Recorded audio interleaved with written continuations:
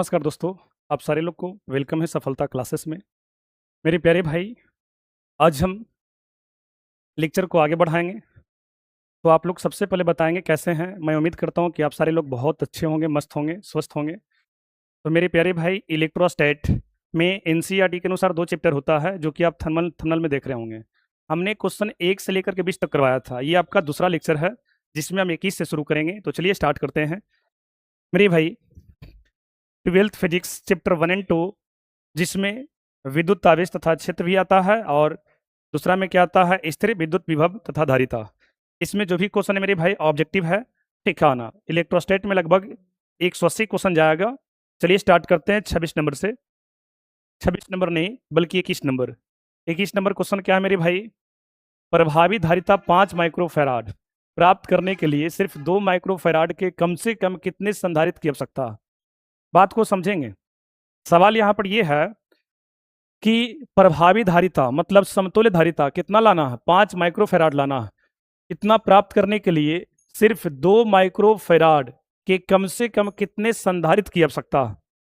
तो मेरे बुआ, अब यहां पर इस क्वेश्चन को बनाने के लिए ऑप्शन भी देखेंगे।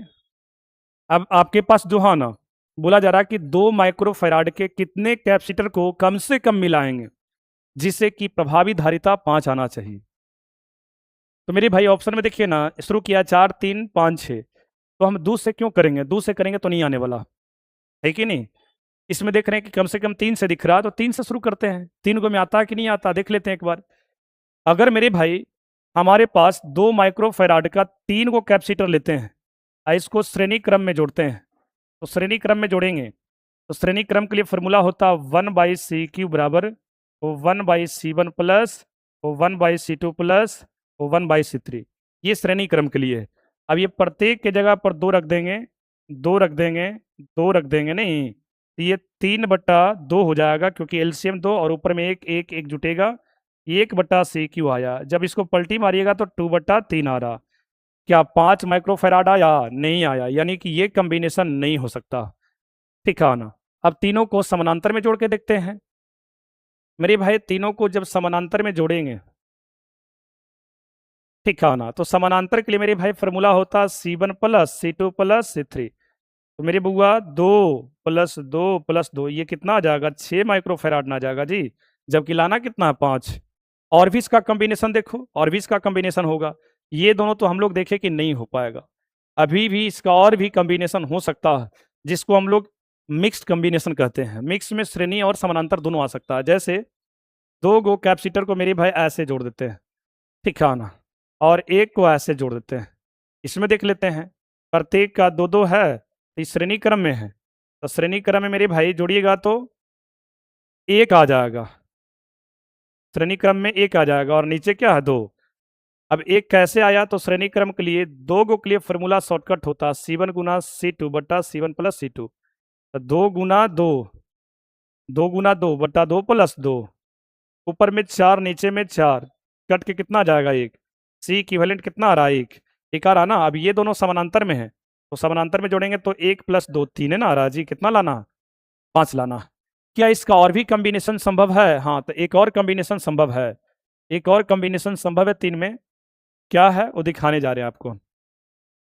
2 गो को आप जो हाँ ना ऐसे जोड़ दो, और 1 को ऐसे जोड़ दो, है कि नहीं। तो ये 2 है, 2 है, और ये 2 है, तो ये समानांतर में, तो 2 2 कितना हो जाएगा, 4। 2 2 कितना आ जाएगा, 4, है कि नहीं। और ये 2, ये दोनों श्रेणी में आ जाएगा। तो श्रेणी के लिए फॉर्मूला लगाइए C1 गुना C2 बटा C1 प्लस C2। ये 8/6, कहाँ 5 के बराबर आ रहा, यानी 3 में संभव नहीं है। 3 में संभव है नहीं है। 3 संधारित्र का सभी कॉम्बिनेशन जांच कर लिए। अब 4 में देखते हैं, तो 4 में आप श्रेणी करके देखो, नहीं आएगा। समानांतर करके देखो, नहीं आएगा।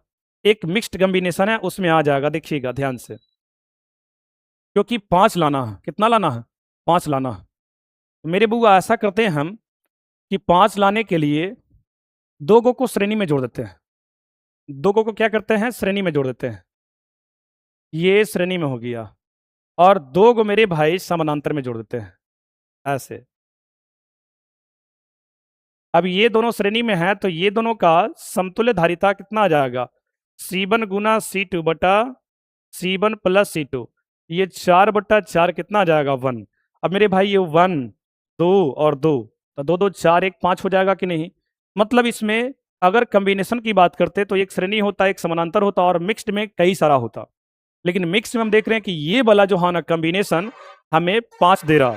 तो मेरे भाई इस क्वेश्चन को हल्का मत लीजिएगा, ये क्वेश्चन जेईई मेन नीट का ऑलरेडी पहले पूछा हुआ था और वही क्वेश्चन आपको बिहार बोर्ड में पूछा गया, ठीक है ना। तो इसका जो है ना सही आंसर जो है ना 3 वाला तो नहीं होगा, कम से कम 4 को देंगे तब 5 आ जाएगा, इसलिए इसका राइट आंसर क्या जाएगा, 4 जाएगा। बहुत ही शानदार सवाल था। चलिए अब अगले क्वेश्चन की ओर चलते हैं। अगला क्वेश्चन आपके स्क्रीन पर आप लोग जरा देखेंगे। मेरे भाई क्वेश्चन क्या है, क्वेश्चन है half epsilon not E square के बीमीय सूत्र के समतुल्य बीमा की राशि है। ऑप्शन में b²/2 में यूनिट करके दिया हुआ है कुछ। तो मेरे भाई आपको ये समझना पड़ेगा कि आप पढ़े होंगे कि ये half epsilon not E square ये क्या है। ये मेरे भाई एनर्जी डेंसिटी है, किसका, इलेक्ट्रिक फील्ड का, जिसको energy density of electric field कहते हैं। विद्युतीय क्षेत्र में ऊर्जा घनत्व के लिए व्यंजक होता है जो कि half epsilon not E square होता है। और नीचे जो विकल्प दिया है ये मेरे भाई चुंबकीय क्षेत्र के साथ दिया है, तो एक रिलेशन होता है कि विद्युतीय ऊर्जा घनत्व चुंबकीय ऊर्जा घनत्व के बराबर होता है। विद्युतीय ऊर्जा घनत्व को हम लोग लिखते हैं half epsilon not E square और चुंबकीय ऊर्जा घनत्व को लिखते हैं b²/2 म्यू नॉट, और ये दोनों आपस में बराबर होता है। जब ये दोनों आपस में बराबर होता है तो मेरे भाई इसका विमीय सूत्र भी बराबर होगा कि नहीं होगा, एकदम होगा, है कि नहीं। तो इसका विमीय सूत्र किसके समतुल्य बीमा की राशि है, तो b²/2 mu naught, b²/2 mu naught, यानी कि राइट आंसर क्या जाएगा, ए जाएगा। और आपको पता होना चाहिए कि यू ई का मतलब हुआ half epsilon not E square, जिसको हम लोग बोलते हैं विद्युतीय ऊर्जा घनत्व।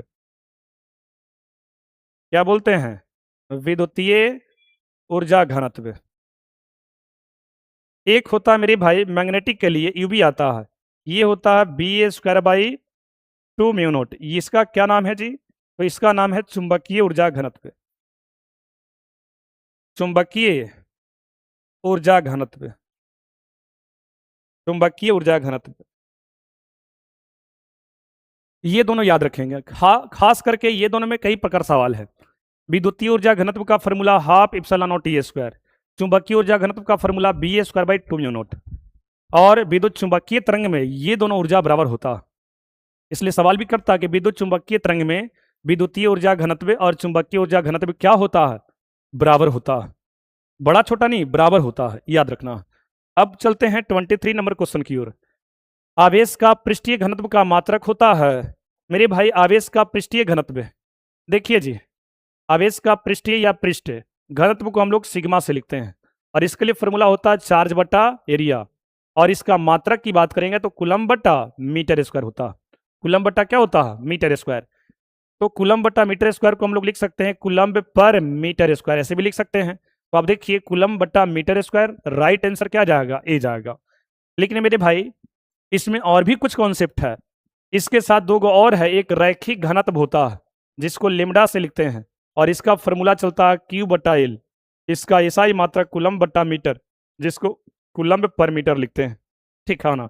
एक होता है आयतन घनत्व, क्या होता है, आयतन घनत्व, जिसको रो से लिखते हैं, और ये Q/V वॉल्यूम होता है, V माने वॉल्यूम, और V ये आवेश का कूलम, वॉल्यूम का मीटर क्यूब, इसलिए इसको कूलम पर मीटर क्यूब भी लिखते हैं। तो ये सब आपके लिए इंपॉर्टेंट है। जो भी क्वेश्चन बनाओ उसके इर्द गिर्द सभी को कंट्रोल कर लो, तब माना जाएगा कि आपका कॉन्सेप्ट थियरी धीरे धीरे क्लियर हो रहा है। चलते हैं अगले क्वेश्चन की ओर। अगला क्वेश्चन आपके स्क्रीन पर है, सभी लोग बनाने का प्रयास करेंगे, सभी बच्चे बनाएंगे। मेरे भाई 24 नंबर क्वेश्चन क्या है, किसी गोलीय पृष्ठ के अंदर यदि +Q आवेश रख दिया जाए तो संपूर्ण पृष्ठ से निकलने वाला विद्युत फ्लक्स कितना होगा।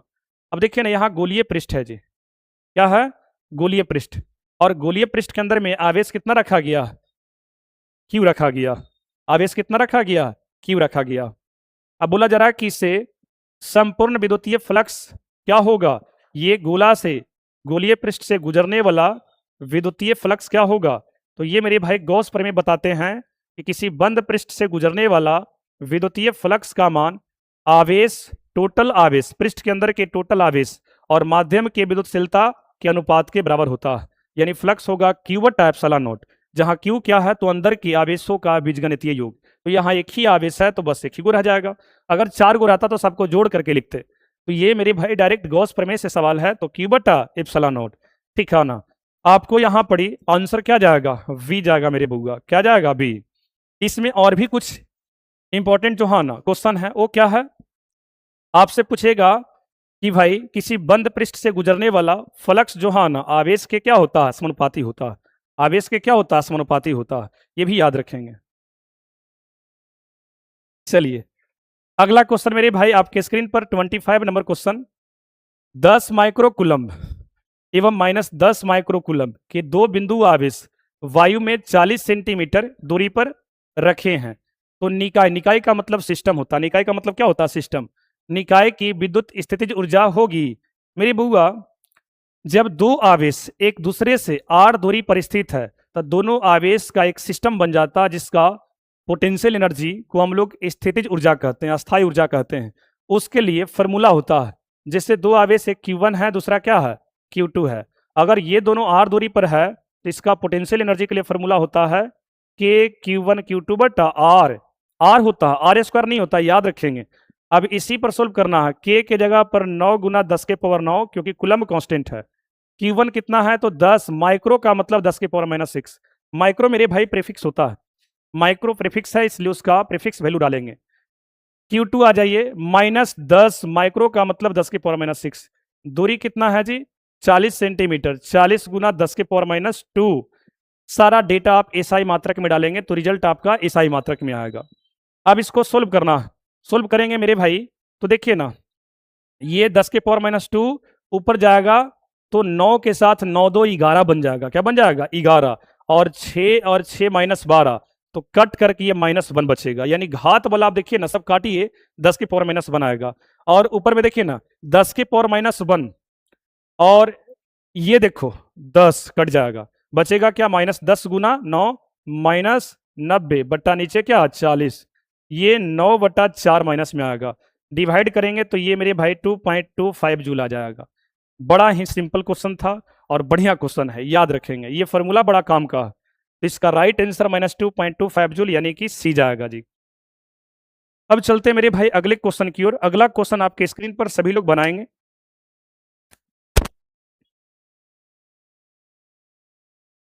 बनाने का प्रयास करेंगे।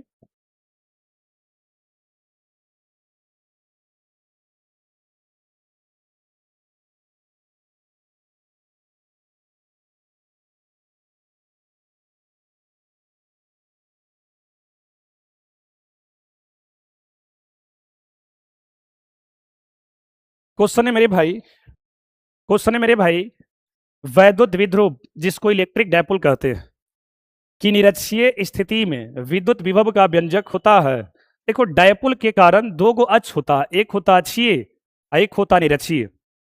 ठीक है ना? तो यहां पर बोला जा रहा है कि निरक्षीय स्थिति में क्या निकालना है? विद्युत विभव निकालना है। मेरे भाई डायपोल के कारण अगर पूछेगा कि अक्षीय में, अक्षीय में विभव, विभव को भी से लिखते हैं, कितना होता है? तो केपी बटा आर स्क्वायर होता है। अगर मेरे बुआ निरक्षीय पूछेगा, किसे पूछेगा? निरक्षीय में पूछेगा, तो निरक्षीय में मेरे भाई जीरो होता है। क्या होता है? जीरो होता है। बड़ा काम का चीज है, आपको तो याद रखना चाहिए। इलेक्ट्रिक फील्ड भी, अक्षीय में इलेक्ट्रिक फील्ड मेरे भाई 2 केपी बट्टा आर क्यू होता है। और निरक्षीय मेरे भाई, निरक्षीय में अगर बात करेंगे तो केपी बट्टा आर क्यू होता। ठीक है ना? सवाल पूछेगा कि भाई ई अक्षीय, क्या जी? ई अक्षीय बटा ई निरक्षीय क्या होगा? तो ये दोनों का अनुपात 2:1 हो जाएगा। 2:1 कटेगा तो भाई 2 बचेगा, तो 2:1। ये सब डायपोल से रिलेटेड क्वेश्चन है। डायपोल का डायपोल मोमेंट को पी से लिखता है और क्यू इंटू डी या क्यू इंटू 12 इसका फॉर्मूला होता है। ये सब भी जानकारी रखेंगे। इसका अगर एसआई मात्रा की बात करेंगे तो कूलम में मीटर होता है। तो ये सब पता होना चाहिए। यहां पर हमसे पूछा क्या? निरक्षीय स्थिति में विद्युत विभव V पूछ रहा निरक्षीय में, तो क्या हो जाएगा 0। इसका राइट आंसर क्या जाएगा 0 जाएगा। चलिए अगला क्वेश्चन की ओर चलते हैं। अगला क्वेश्चन आपके स्क्रीन पर है, सभी लोग बनाने का प्रयास करेंगे। चलिए मेरे भाई क्वेश्चन क्या है एक बार मैं पढ़ लेता हूं। 27 नंबर क्वेश्चन, यदि 100 वोल्ट तक आवेशित करने पर एक संधारित्र की संचित ऊर्जा 1 जूल है तो संधारित्र की धारिता होगी। एक संधारित्र है जिसको कैपेसिटर कहते हैं, हम लोग अपनी भाषा में कंडेंसर बोलते रहते हैं, जो पंखा में लगा हुआ रहता है, मोटर के पीठ पर होता है, स्टार्टर में होता है। उसको बोला जा रहा है कि 100 वोल्ट से चार्ज किया गया। कितना वोल्ट से चार्ज किया गया 100 वोल्ट से। अब आपको बताना है कि भाई 1 जूल ऊर्जा उसमें संचित हुआ तो संधारित्र की धारिता क्या होगा। मेरे भाई आपको यह पता होना चाहिए कि संधारित्र की धारिता अगर C होता है और उसको V वोल्ट से चार्ज करते हैं तो उसमें संचित ऊर्जा के लिए 3 फॉर्मूला होता है। पहला होता है हाफ CV², दूसरा होता है Q²/2C और तीसरा होता है Q गुना V/2। ये क्या है मेरे भाई, तो ये एनर्जी है। एनर्जी को U से लिखेंगे या E से लिखेंगे। ये चालक में बोलेगा, संधारित्र में बोलेगा, क्या है भाई संचित ऊर्जा है। संचित ऊर्जा बोल देगा, स्थितिज ऊर्जा बोल देगा, ये सबके लिए यही काम करेगा। चालक शब्द का प्रयोग करे, संधारित्र शब्द का प्रयोग करे, यही होने वाला।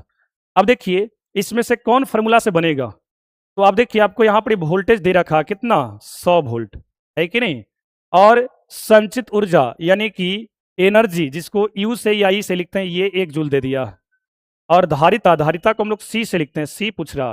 तो देखो किस में ये सी ई और भी है, तो यही तो फॉर्मूला में है जी, है कि नहीं, सी भी, और ये एनर्जी को यू से चाहे ई से लिखते हैं। तो हम फॉर्मूला मेरे भाई लगा देंगे, एनर्जी बराबर क्या जी हाफ CV²। एनर्जी की जगह पर क्या रख देंगे 1 जूल रख देंगे, हाफ सी तो निकालना है, वी की जगह पर क्या रखेंगे 100 वोल्ट का स्क्वायर। एक इधर में देखिए ये C/2, 100 का स्क्वायर का मतलब हो जाएगा 10 के पावर 4। कैसे 100 को लिख सकते हैं 10 का स्क्वायर तो 10 के पावर 4, 2 मल्टीप्लाई कर दो, 2 बराबर C गुना 10 के पावर कितना जी 4। C निकालना है 2 बटा ये 10 के पावर 4 को नीचे कर दो, ये हो जाएगा 2, ऊपर में इसको करो 10 के पावर -4, ठीक है ना। और धारिता का एसआई मात्रक फैराड होता है, इसलिए C का मान आपका ये हो जाएगा। इसका राइट आंसर क्या जाएगा मेरे भाई 2 गुना 10 के पावर -4 यानी V जाएगा, क्या जाएगा V जाएगा। चलिए अगला क्वेश्चन की ओर चलते हैं। अगला क्वेश्चन आपके स्क्रीन पर है, सभी लोग बनाएंगे। एकदम इजी क्वेश्चन है, एकदम देखते हैं इसको आंसर लगा दीजिएगा। आवेश की बीमा होती है, तो मेरे भाई आवेश को हम लोग Q से लिखते हैं, है कि नहीं, और Q बराबर IT होता। I के लिए मेरे भाई विमीय सूत्र A हो जाएगा, T का T हो जाएगा, तो आवेश का बीमा क्या हो जाएगा AT। राइट आंसर A जाएगा। अगला क्वेश्चन आपके स्क्रीन पर सभी लोग बनाएंगे। बड़ा सिंपल सवाल है, इप्सिलॉन नॉट का मात्रक है मेरे भाई। इप्सिलॉन नॉट को हम लोग विद्युतशीलता नियतांक कहते हैं, कभी कभी इसको प्रवैधुतांक या प्रवैधुता बोलता। तो भाई ऑप्शन से हम लोग डिसाइड करते हैं, है कि नहीं। इप्सिलॉन नॉट जिसको विद्युतशीलता नियतांक कहते हैं, इसका मान 8.85 गुना 10 के पावर -12। यूनिट की बात करेंगे तो फैराड पर मीटर। एक और यूनिट होता है इसका कूलम्ब स्क्वायर बटा न्यूटन मीटर स्क्वायर, ठीक है ना। इसका एक और मान होता है, एक और मान होता है जो कि टेढ़ा है, 1/36 पाई गुना 10 के पावर क्या जी 9 फैराड बटा मीटर, या लिख सकते हैं कूलम्ब स्क्वायर बटा क्या जी न्यूटन मीटर स्क्वायर। अब इसमें यूनिट यही ना है, यूनिट तो आपका यही है, चेक करो फैराड पर मीटर। तो मेरे भाई फैराड जो पर मीटर है इसको ऊपर करेंगे तो ऐसे ना हो जाएगा, ये हो जाएगा। तो बताइए कौन सा विकल्प है, वी है। विकल्प कौन सा है, बी है, इसलिए इसका आंसर क्या जाएगा बी जाएगा। अब चलते हैं अगले क्वेश्चन की ओर। अगला क्वेश्चन क्या है 30 है, 30 नंबर क्वेश्चन, एकदम इजी ग्रेड का क्वेश्चन। देखिए जरा क्या बोलना चाह रहा, निम्नलिखित में किस राशि का मात्रक वोल्ट बटा मीटर होता है। अरे भाई वोल्ट बटा मीटर ये तो विद्युतीय क्षेत्र का है जी, क्योंकि विद्युतीय क्षेत्र जो ई होता है इसका 2 मात्रक होता है, न्यूटन प्रति कूलम्ब या वोल्ट बटा मीटर। अब ढूंढो कि भाई वोल्ट बटा मीटर किसका है जी, विद्युत फ्लक्स का नहीं होगा भाई, विद्युत फ्लक्स का जानते हैं वोल्ट मीटर होता है। विभव का क्या होता है वोल्ट होता है। विद्युत धारिता का क्या होता है फैराड होता है। विद्युत क्षेत्र का क्या होता है न्यूटन प्रति कूलम्ब या वोल्ट बटा मीटर। राइट आंसर क्या जाएगा डी जाएगा। बहुत बढ़िया, अगला क्वेश्चन आपके स्क्रीन पर सभी लोग बनाएंगे। क्वेश्चन मेरे भाई आपके स्क्रीन पर आ गया है, क्या है जी? आवेशित संधारित्र पर संग्राहक पट्टिका और संघनक पट्टिका के आवेशों का योग होता है। मेरे प्यारे भाई, संधारित्र में दो प्लेट होते हैं। पहला प्लेट को आवेश से जोड़ा जाता है, ठीक है ना? संधारित्र में कितने प्लेट होते हैं? दो प्लेट होते हैं। पहला प्लेट को आवेश से जोड़ा जाता है। जो थंबनेल में आप देख रहे होंगे कि ऐसे सर इस प्रकार से लिए हुए हैं, वही आपका समानांतर प्लेट संधारित्र है। उसमें देखिएगा दो प्लेट होता है, पहला को आवेश से जोड़ते हैं और दूसरा को बोधित किया जाता है, ठीक है ना? मेरे भाई, जिस प्लेट को आवेश से जोड़ा जाता है उसको संग्राहक प्लेट कहते हैं। क्या कहते हैं? संग्राहक प्लेट। और जिसको बोधित किया जाता है उसको संघनक प्लेट कहते हैं। क्या कहते हैं? संघनक प्लेट, ठीक है ना? और संग्राहक पर प्लस क्यू होता है, संघनक पर माइनस क्यू होता है। पूछेगा कि इस पर आवेशों का योग क्या होगा? आवेशों का योग। मेरे भाई, आवेशों का योग कहेगा तो आप क्या करिएगा? जोड़ दीजिएगा। एक क्यू है, दूसरा क्या है? माइनस क्यू है, दोनों को जोड़ेंगे तो क्यू ये माइनस क्यू ये कट करके क्या हो जाएगा? जीरो। यानी मेरे भाई, आवेशों का योग क्या होता है? शून्य होता है। क्या होता है जी? शून्य। बहुत इंपॉर्टेंट कहानी। समानांतर प्लेट संधारित्र में दो प्लेट होता है, दोनों प्लेटों पर के आवेशों का योग हमेशा क्या होता है? शून्य होता है, याद रखेंगे, ठीक है ना? और आगे बढ़ते हैं अगले क्वेश्चन की ओर। अगला क्वेश्चन मेरे भाई 32 है।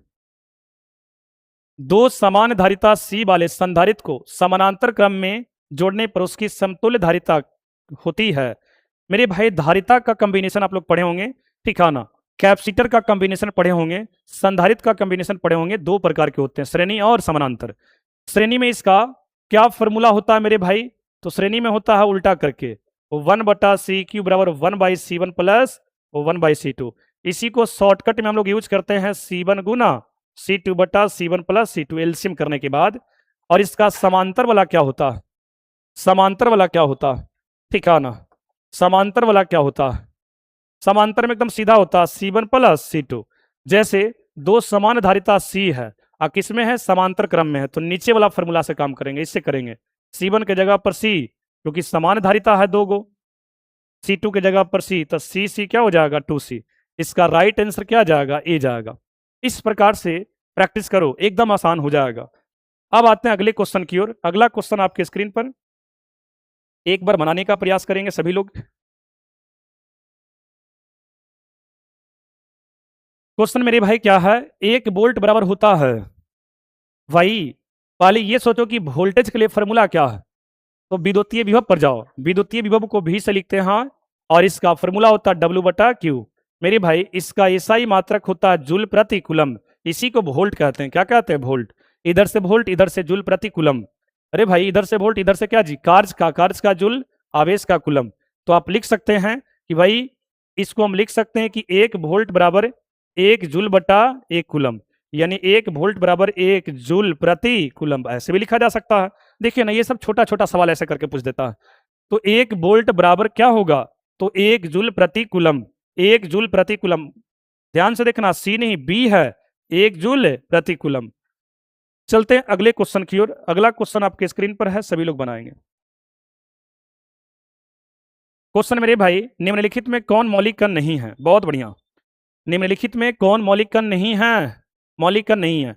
आपको पता होना चाहिए कि किसी पदार्थ का सबसे सूक्ष्म कण को परमाणु कहते हैं, और परमाणु 3 मौलिक कणों से मिलकर बना होता है। कितने मौलिक कणों से? 3 मौलिक कणों से, जिसको हम लोग पेन के रूप में लिखते हैं, PEN। पी का मतलब प्रोटॉन होता है। पी का मतलब क्या होता है? प्रोटॉन होता है, ठीक है ना? ई का मतलब क्या होता है मेरे भाई? इलेक्ट्रॉन होता है। और एन का मतलब क्या होता है? न्यूट्रॉन होता है मेरे भाई। ये तीनों मौलिक कण हैं। प्रोटॉन को पी लिखते हैं, इलेक्ट्रॉन को ई लिखते हैं, और न्यूट्रॉन को मेरे भाई इस पर कोई आवेश नहीं होता, ऐसे एन लिखते हैं। इस पर प्लस ई आवेश होता है, इस पर मेरे भाई माइनस ई आवेश होता है, इस पर कोई आवेश नहीं होता, जीरो आवेश होता है। ये सब याद होना चाहिए। तो इसमें कौन मौलिक कण नहीं है? न्यूट्रॉन तो मौलिक कण है, प्रोटॉन भी मौलिक कण है, इलेक्ट्रॉन भी मौलिक कण है, अल्फा कण जो है ना मौलिक कण नहीं है। इसलिए राइट आंसर क्या जाएगा? सी जाएगा। मेरी बुआ, इस प्रकार से आपको व्याख्या करके समझो, प्रत्येक क्वेश्चन को बढ़िया से ऑपरेशन करो, तब जो है ना क्वेश्चन भी क्लियर होगा, आपका थियरी भी कंप्लीट होगा। अब चलते हैं अगले क्वेश्चन की ओर। अगला क्वेश्चन आपके स्क्रीन पर है, सभी लोग बनाएंगे। क्वेश्चन क्या है मेरे भाई? 1/4 एप्सिलॉन नॉट का मान होता है, एकदम कूलम्ब के नियम में ये कूलम्ब कांस्टेंट का काम करता है। कूलम्ब का नियम क्या कहते हैं कि दो आवेश के बीच लगने वाला बल का मान लिखा था k Q1 Q2 बटा आर स्क्वायर, जहां इसमें k क्या है, तो k कांस्टेंट होता है, जिसका मान अगर बात करेंगे तो 1/4 पाई एप्सिलॉन नॉट भी लिखते हैं। और ये 1/4 पाई एप्सिलॉन नॉट का रेडीमेड एसआई मात्रक के मान होता है 9 गुना 10 के पावर 9। यूनिट की बात करेंगे, यूनिट की बात करेंगे तो न्यूटन मीटर स्क्वायर बटा coulomb square, newton metre square बटा कूलम्ब स्क्वायर। ठीक है ना, याद रखेंगे कि 1/4 पाई एप्सिलॉन नॉट का मान ये होता है, अभी यूज किए थे ना जी हम लोग पोटेंशियल एनर्जी में, स्थितिज ऊर्जा में। ठीक है ना, वही के है, इसको हम के कहते हैं, इसका मान होता है 9 गुना 10 के पावर 9, यानी राइट आंसर क्या जाएगा, ए जाएगा। और सबसे बड़ी बात इसमें यह है कि एक और क्वेश्चन पूछता है जो कि बच्चे उसमें जो हाँ ना झटका खा जाते हैं, क्या वो है देखिए हम बताते हैं आपको। मेरे भाई कई बार तो इसको उल्टा करके पूछ देता है कि भाई 4 पाई एप्सिलॉन नॉट का मान क्या होगा, इसको उलट देता है, तो उलट देगा तो हम लोग भी उलट देंगे ऐसे करके, 9 गुना 10 के पावर 9 बोल देंगे, है कि नहीं। और ये ऐसे लिखा आएगा 1/9, इसको ऊपर करेंगे तो -9 हो जाएगा, 10 के पावर 9 से ऊपर जाएगा तो -9। यूनिट की बात करेंगे तो यूनिट भी उलट जाएगा, कूलम्ब स्क्वायर बटा न्यूटन मीटर स्क्वायर, ऐसे हो जाता है। ये भी याद रखेंगे, ये भी पूछता है और पूछा गया भी। तो चलते हैं अगले क्वेश्चन की ओर। अगला क्वेश्चन मेरे भाई 36 है, आप लोग एक नजर देखेंगे क्या आंसर होगा। निम्नलिखित में कौन संबंध सही है जी, भाई ई एफ क्यू, ई क्या है, विद्युतीय क्षेत्र है, ई क्या है, विद्युतीय क्षेत्र, विद्युतीय क्षेत्र होता है एफ बटा क्यू। और इसका वेक्टर फॉर्म मेरे भाई, वेक्टर फॉर्म क्या हो जाएगा, ई वेक्टर बराबर एफ वेक्टर बटा क्यू, क्यू में वेक्टर नहीं लगेगा, क्यू आवेश अदिश राशि होता है। यहां से एक और फॉर्मूला एफ निकालने के लिए कहेगा, तो तिरछा मल्टीप्लाई करेंगे तो क्यू इंटू ई आ जाएगा। और इसका वेक्टर फॉर्म क्या हो जाएगा, एफ वेक्टर बराबर क्यू इंटू ई वेक्टर, ये हो जाएगा। आपसे तो सवाल ये वाला पूछा है कि नहीं। देखिए कौन सा विकल्प होगा, तो मेरे भाई आपका विकल्प ए जाएगा जी, क्या जाएगा, ए जाएगा। चलो अगले क्वेश्चन आप लोग ट्राई करेंगे।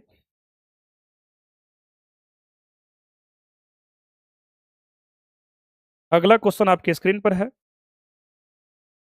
37 नंबर क्वेश्चन।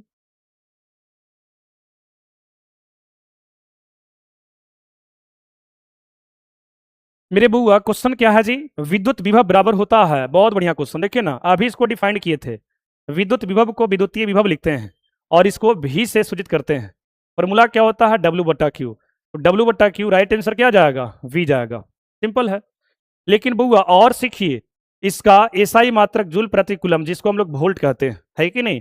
बिंदु आवेश के कारण विभव कहेगा तो के क्यू बटा आर होता है कि नहीं, के क्यू बटा आर, तो ये सब पता होना चाहिए। अब चलते हैं अगले क्वेश्चन की ओर। अगला क्वेश्चन आपका 38 है, अगला क्वेश्चन 38 है, क्या बोल रहा है, विद्युतीय द्विध्रुव आघूर्ण का एसआई मात्रक होता है, विद्युतीय द्विध्रुव आघूर्ण का एसआई मात्रक होता है, बड़ा सिंपल सवाल जी। विद्युतीय द्विध्रुव आघूर्ण को पी से लिखते हैं और इसके लिए फॉर्मूला क्यू इंटू डी, या ज्यादातर यूज होता है क्यू इंटू 12, लेकिन न्यूमेरिकल क्वेश्चन बनाने में इसी का प्रयोग करते हैं। सबसे पहले तो इसका ये फॉर्मूला होता है और इसका दिशा ऋण आवेश से धन आवेश की ओर होता है, ऋण से धन आवेश की ओर दिशा होता है मेरे भाई, उल्टा दिशा होता है इसमें, क्या होता है, उल्टा होता है, क्योंकि आघूर्ण एक सदिश राशि होता है जिसका दिशा माइनस से प्लस की ओर होता है। ठीक है ना, ऐसा नहीं कि मुझसे मिस्टेक हो रहा, सही से सुनो, माइनस से प्लस की ओर, किसका, आघूर्ण का। एसआई मात्रा की बात करेंगे तो आवेश का कूलम्ब दूरी का क्या हो जाएगा, मीटर हो जाएगा, कूलम्ब मीटर, राइट आंसर क्या जाएगा, कूलम्ब मीटर, ए जाएगा जी। एकदम आसान क्वेश्चन। चलिए अगला क्वेश्चन आपके स्क्रीन पर है, एक फैराड बराबर होता है, अभी अभी हमने बताया था कि धारिता का एसआई मात्रक फैराड होता, धारिता का एसआई मात्रक क्या होता, फैराड होता। मेरे भाई धारिता को सी से लिखते हैं और ये होता है क्यू बटा वी। किसी चालक के एकांक, किसी चालक के विभव में एकांक वृद्धि के लिए जितने आवेश की आवश्यकता होती है उसे चालक की धारिता कहते हैं और इसे सी द्वारा सूचित किया जाता है। इसका मात्रा की बात करेंगे तो आवेश का कूलम्ब, ये वोल्ट, कूलम्ब प्रति वोल्ट, है कि नहीं, कूलम्ब प्रति वोल्ट, और इसी को फैराड कहते हैं, क्या कहते हैं, फैराड कहते हैं। तो मेरे बुआ हम लिख सकते हैं कि एक फैराड बराबर एक कूलम्ब बटा एक वोल्ट, एक फैराड बराबर एक कूलम्ब प्रति वोल्ट, बहुत बढ़िया। ठिकाना बहुत सिंपल सवाल लग रहा जी। आवेश का कूलम्ब वी वोल्ट है तो वोल्ट हो जाएगा, सी क्या धारिता, इसका फैराड होता है, यानी फैराड को लिखेंगे कूलम्ब प्रति वोल्ट, यानी एक फैराड बराबर एक कूलम्ब बटा एक वोल्ट, ऐसे लिख सकते हैं। तो फैराड किसके बराबर होगा, एक कूलम्ब पर वोल्ट, राइट आंसर मेरे भाई क्या जाएगा, बी जाएगा। ये मेरे बुआ इसका सही आंसर है। अब चलते हैं अगले क्वेश्चन की ओर। ये आपका क्वेश्चन इस वीडियो का लास्ट क्वेश्चन है, आप लोग बनाएंगे। बोला ये जा रहा है कि आवेशित चालक की स्थितिज ऊर्जा देखिए। अभी हमने बोला था संचित ऊर्जा बोलेगा, स्थितिज ऊर्जा बोलेगा, सेम ही समझना। चालक के लिए, संधारित्र के लिए ठिकाना स्थितिज ऊर्जा या इसी को संचित ऊर्जा कहते हैं। क्या कहते हैं? संचित ऊर्जा कहते हैं। अब मेरे भाई इसके लिए फॉर्मूला 3 गो। संचित ऊर्जा को यू से लिखेंगे या ई से लिखेंगे, और फॉर्मूला 3 गो होता। पहला हाफ सी बी स्क्वायर, दूसरा क्यू स्क्वायर बाई 2c, और तीसरा क्या होता? क्यू वी बटा 2। क्यू गुना भी है, क्यू गुना भी बटा 2। अब इसी में से देखो कोई एगो होगा, ये सी भी स्क्वायर वाला है जी, तो हाफ सी बी स्क्वायर चला जाएगा ना। राइट आंसर क्या जाएगा? बी जाएगा। राइट आंसर मेरे भाई वी जाएगा। तो मेरे प्यारे भाई इस वीडियो के लिए बस इतना ही। आप सारे लोग को मैं उम्मीद करता हूं कि बहुत अच्छा लगा होगा। मेरे प्यारे भाई अगर अच्छा लगा होगा तो कमेंट बॉक्स में सभी लोग मेंशन करेंगे कि सर अच्छा लगा, बहुत अच्छा लगा। तो चलिए आप सारे लोग को वाचिंग करने के लिए बहुत बहुत धन्यवाद।